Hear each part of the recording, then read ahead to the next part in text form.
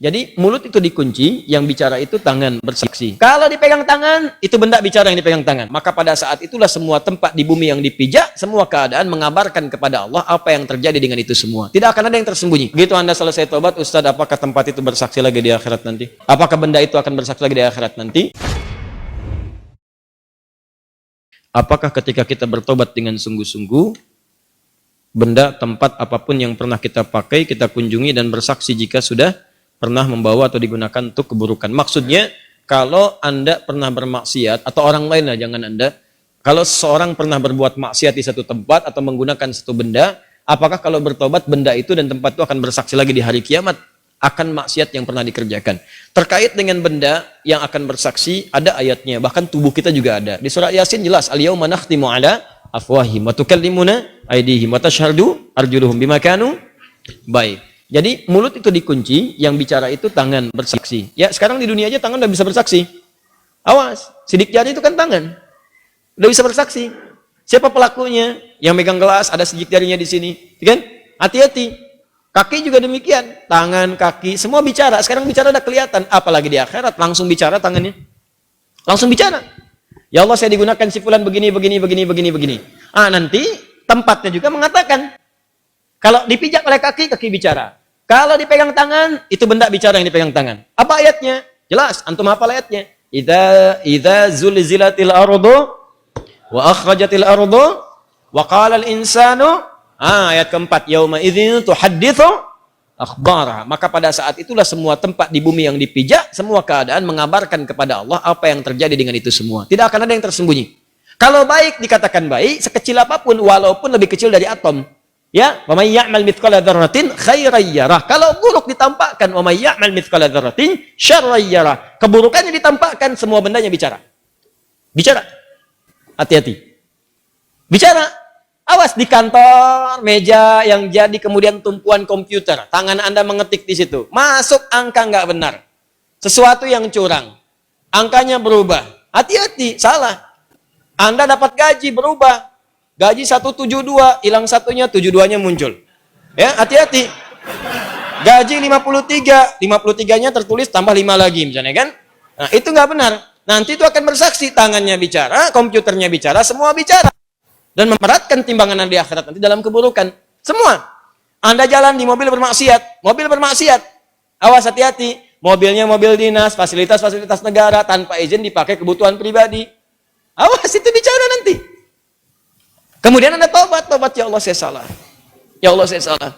Ya Allah saya salah. Ya Allah saya salah hitung. Ya Allah saya salah tempatkan. Ya Allah salah saya begini. Ya Allah saya salah begitu. Ya Allah saya begini. Salah, tobat.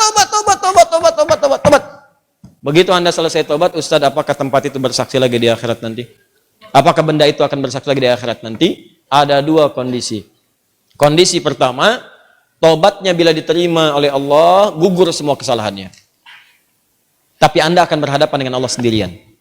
Ditutup semua. Anda berhadapan dengan Allah sendirian. Nah, saat ditutup inilah teman-teman sekalian, disampaikanlah semua benda-benda bersaksi kepada Anda. Ditampakkan. Kamu pernah bermaksiat di sini. Pernah bermaksiat di sini. Bendanya bicara semua. Tapi ditutup dari orang lain. Hanya Anda dengan Allah saja. Ditampakkan oleh Allah, setelah itu disampaikan kepada Anda. Semua ini aku hapus dan aku ampuni semua dosa-dosamu. Ditempatkan Anda ke surga. Itulah sayangnya Allah kepada Anda, hanya ditampilkan kepada Anda untuk menunjukkan bahwa rahmat Allah begitu luas dan tidak ada yang sia-sia dari taubat. Makanya taubat. Jadi ketika ditampakkan pun hanya Anda yang tahu di hadapan Allah Subhanahu wa taala. Untuk menunjukkan betapa luasnya rahmat Allah, betapa luas rahmat Allah. Itulah faidahnya taubat.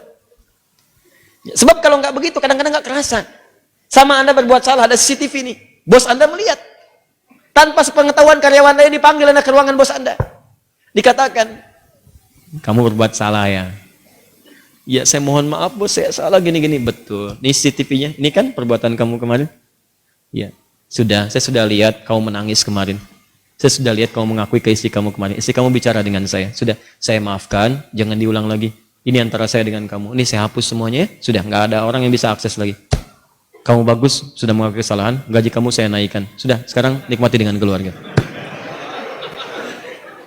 Dia cerita sama temennya, besoknya temennya berbuat salah juga gitu ya. Nah, ini keliru. Paham ya? Ini kondisi yang pertama, supaya Anda sadar rahmat Allah begitu luas, ditampakkan. Yang kedua, dihapus semua, sudah. Yes, habis semua. Habis. Tutup. Jadi begitu dia tobat, benda nggak bicara lagi, tempat nggak bicara lagi, selesai aja, habis semuanya, habis, selesai. Ya, sudah. Begitu dihisab, bahkan ada di antara mereka yang masuk surga tanpa hisab. Ada.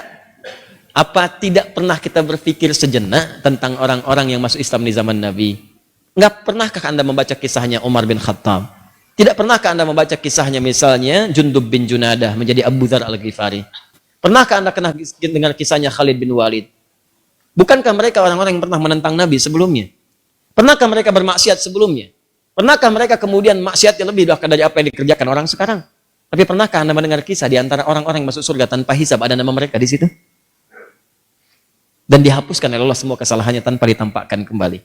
Maka pertanyaannya apa amalan mereka setelah itu? Amalan mereka setelah bertobat, mereka meningkatkan takwa kepada Allah. Karena itu di surah Al-Anfal ayat ke-29 Allah berjanji, siapa yang mampu meningkatkan takwanya kepada Allah, maka Allah akan nukaffir anhu sayyiatihim. Allah akan hapus semua kesalahannya. Hapus sampai tidak bersisa sama sekali lagi. Maka dihapuskan keseluruhannya, menghadap kepada Allah tanpa diungkit-ungkit kesalahannya, langsung kemudian dengan hisab amalannya dimasukkan ke dalam surganya Allah Subhanahu wa taala. Termasuk yang demikian juga yang suka menutup aib orang lain. Ya, tutup aib juga di rumah tangga. Bu ya, mohon maaf saya sebutkan ke ibu karena di surah An-Nisa surah keempat ayat 34 itu disebutkan di antara sifat perempuan itu ya disebut dengan nisa. Apa di antaranya? Karena gemar menceritakan apa yang dirasakan.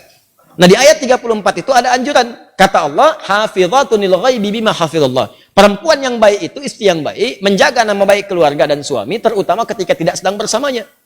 Jadi kalau ada aib di rumah jangan dibuka, Bu. Kata Allah, saya sudah tutup. Jadi kalau ada yang menyebarkan aib rumah tangga Anda keluar, yang disalahkan jangan yang menyebarkan.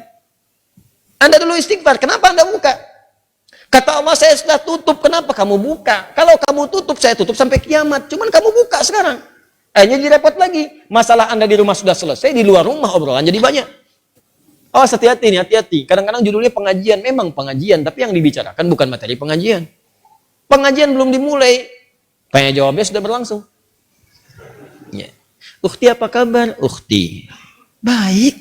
Kamu bagaimana? Sehat. Keluarga? Baik. Suami bagaimana? Di situ masalahnya.